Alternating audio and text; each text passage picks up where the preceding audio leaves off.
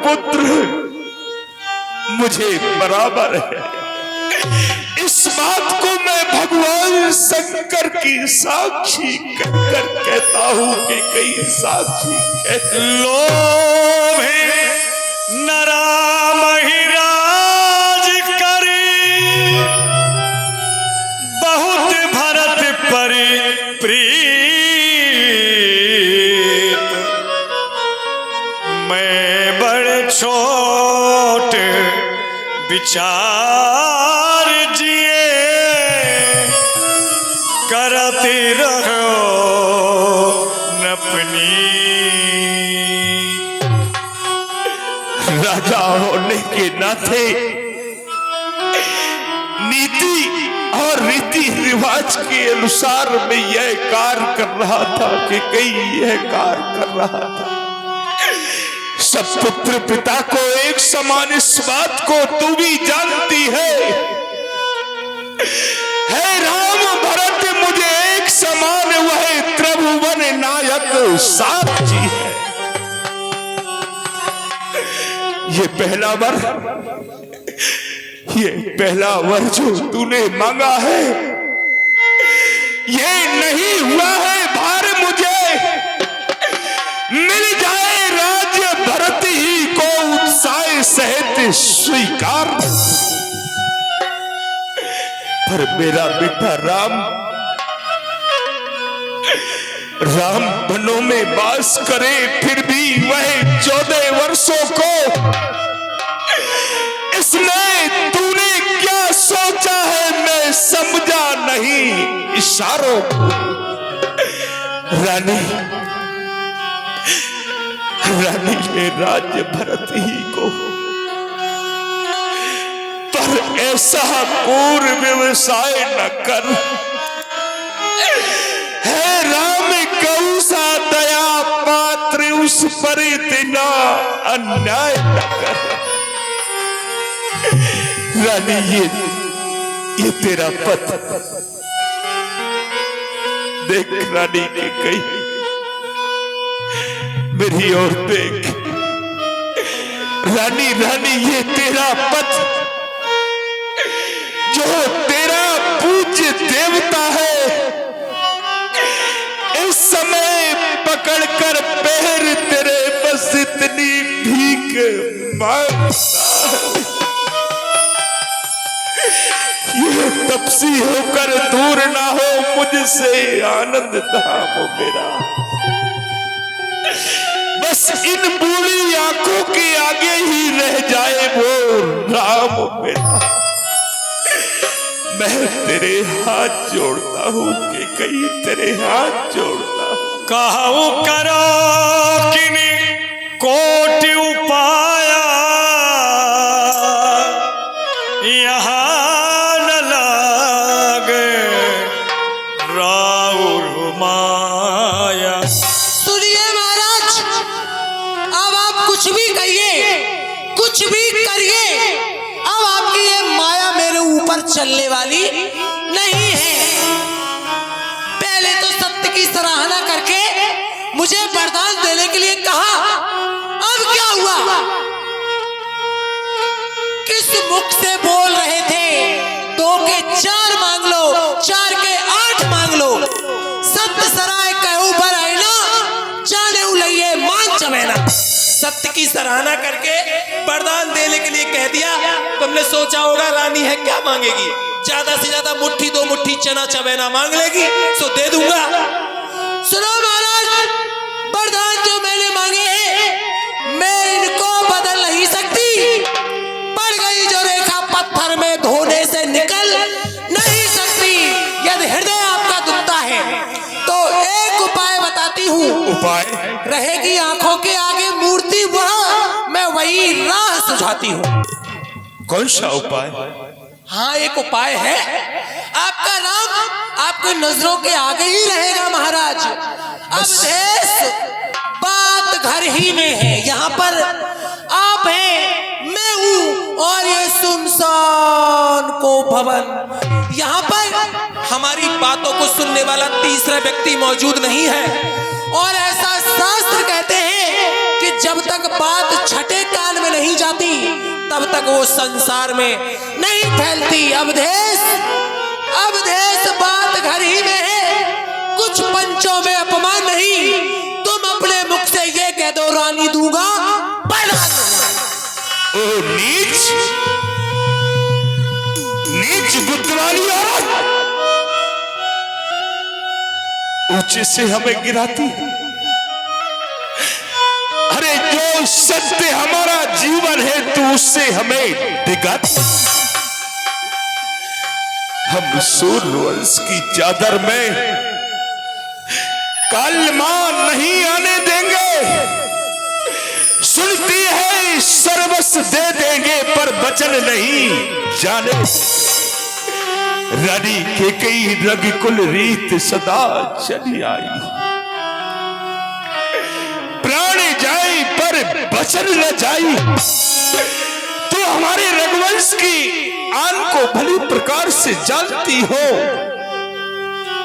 कि हम अपने प्राणों को तो दे सकते हैं लेकिन अपने बचनों को नहीं जाने दे सकते। शिव ददी चिवली जो कछु भाखा तन धनो तजो बचने प्रण राखा। हे महाराज, आपको इतना अधीर होने की आवश्यकता नहीं है। जरा सोचिए, जरा सोचिए अपने कुल के लिए।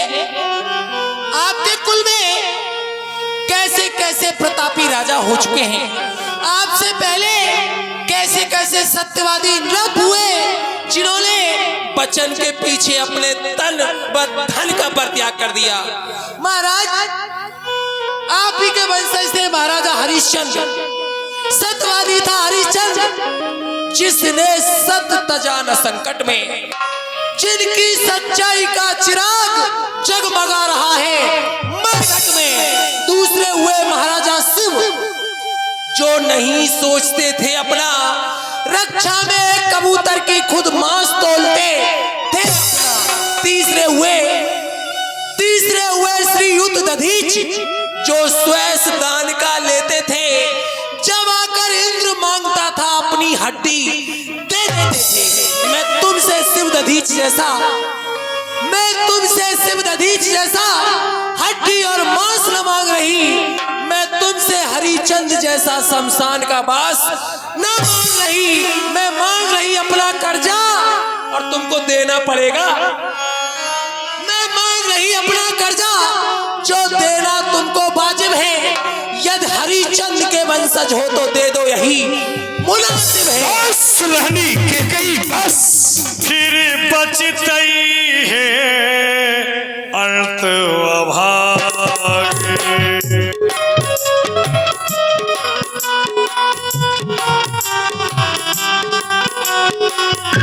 फिर बचतई है अर्थ अभागी। मानस गाय नहारो लागे। मानस गाय नहारो लागे। आज तूने सारी मर्यादाओं की सीमा को तोड़ के रख दिया कि कहीं पश्चाताप के आंसू, पश्चाताप के आंसू ऐसे ही लोग बहाते हैं जैसे गाय को मारने के बाद में यदि पश्चाताप के आंसू निकाले तो वो व्यर्थ है। देख रानी कि कहीं मेरा कुछ नहीं बिगड़ता। जो तू मुझको ललकार रही रानी, तू अपने पैरों में है आप कुल्हाड़ी मार रही। तू आज नहीं है आपे में, लेकिन जिस दिन आपे में आएगी तू ही अपनी करनी पर सर धुन कर पछताएगी। चाहे कुछ भी हो, मैंने वरदान मांगे हैं तो मुझे मेरे वरदान दीजिए महाराज। प्रातःकाल मुनि भेष धर, जो न राम बन जाए तो मोर मरण राम रजस व्रत समझिए मनमा है। सुनिए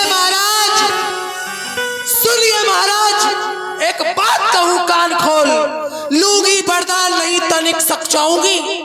जय नहीं राम बन, भरत नहीं राजा बने, तो खा करके जहर प्रातः काल मर जाऊंगी। प्राणेश, प्यार यदि सच्चा है तो प्यारी के सन्मुख मुख खोलो।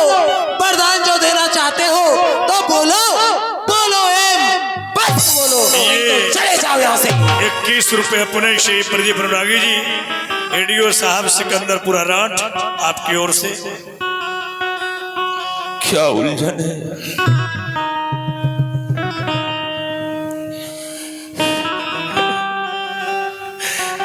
क्या उलझन है। वरदान ना दे तो धर्म हमारा जाता। यदि श्योर राम बन जाता है तो ये प्राण सिधारा जाता। बस अब कर्तव्य तराजू में ये दशरथ का जीवन तुलता है। इसी ओर धर्म का बांट रखा, इसी ओर प्राण का सौदा।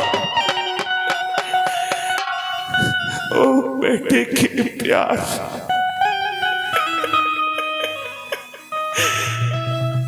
ओ बेटे के प्यार दूर हो जा। दशरथ इस समय धर्म पर है। ओ मोह पलायन हो तुरंत, मेरा बलिदान धर्म पर है।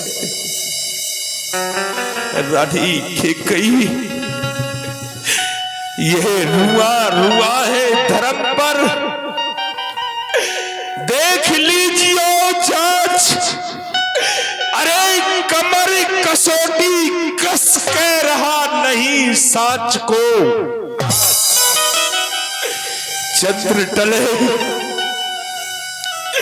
सूरज टले, टले बैरी और प्रीत। अरे छत्री धर्म से ना टले, ये रविकुल की है।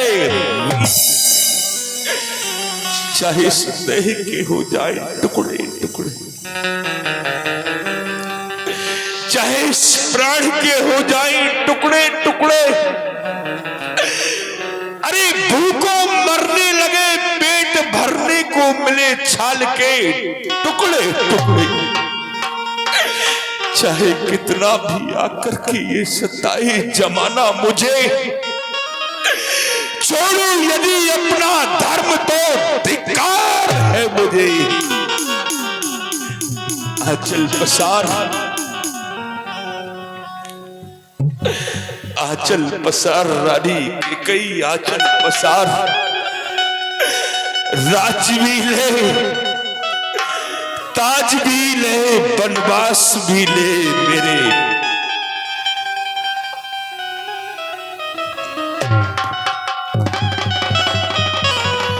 बेटा राम, बेटा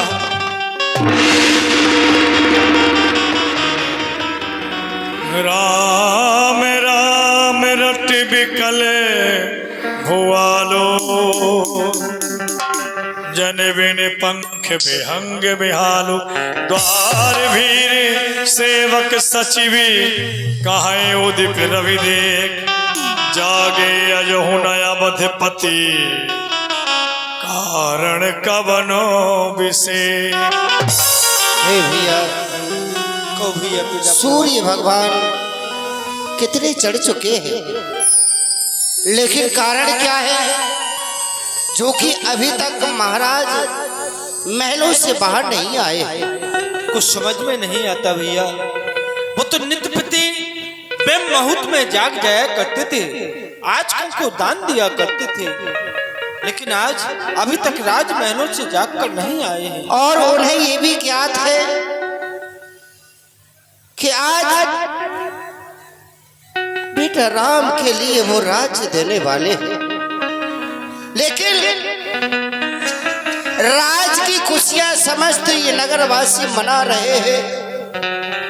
महाराज अभी महलों से बाहर नहीं आए हैं। सामने से मंत्री सुमंत जी आ रहे हैं। मंत्रीवर प्रणाम। जाहो सुमंत जगाव हो जाई, कीजिए काज रजाय सुपाई। भाइयों बात क्या है, अभी अभी तुम एक दूसरे से आपस में कुछ वार्तालाप कर रहे थे, जैसे ही मैं आया तुम सब चुप हो गए। इसका क्या कारण है, मुझे भी जानकारी दो। हे मंत्रीवर, इसका कारण यह है कि आज तो प्रभु राम को राज होने वाला है, लेकिन अभी तक महाराज महलों से बाहर नहीं आए हैं। क्यों नहीं आए, अब ये हमें जानकारी तो नहीं लग सकती। आप जाएं, ये जानकारी लेकर के आए, पता लगाएं कि आखिर उनके महलों से बाहर आने का क्या कारण है। तुम सब निश्चिंत रहो, मैं जा रहा हूँ, अभी पता लगा रहा हूँ कि कारण क्या है। महाराज अभी तक जागृत अवस्था में क्यों नहीं आए, आदेश क्यों नहीं दिए प्रजा के लिए। जाइए और पता लगाइए क्यों नहीं आए। जा रहा हूँ। चले वो सुमंत तभी राउर माही, दीख भयावर जाते डेरा। कारण क्या है, जैसे ही मैं आगे के लिए कदम बढ़ाया, मेरा ये मन क्यों भयभीत हो रहा है आगे कदम बढ़ाने के लिए। विधाता तू ही जानना, मैं अपने कर्तव्य को अवश्य जाऊंगा। कहे जय जीव बैठ सिर नाई, देख भूप गति गयो सुखा। जय जीव आपके लिए महामंत्री प्रणाम करता है। कारण क्या है महाराज, अजीत अवस्था में पड़े हुए हैं। महारानी की कही, महाराज अभी तक जागृत अवस्था में क्यों नहीं आए, इसका क्या कारण है, क्या मैं जान सकता हूँ। परी न राजहिनी दिन से हेत जान जगदीश, राम राम रटे भोर किए, मरम न कहो मही। हे सुमन जी, महाराज को रात्रि में नींद नहीं आई, रात्रि भर राम राम राम राम रटते रहे हैं महाराज। अब भगवान जाने क्या कारण हो सकता है।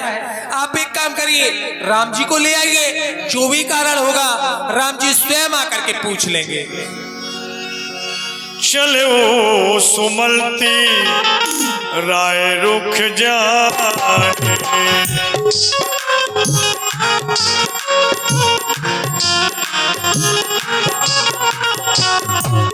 चले वो सुमलती राय रुख जाने, लखी कुचाले कीने कछुराने, लखी कुचाले कीने कछुराने।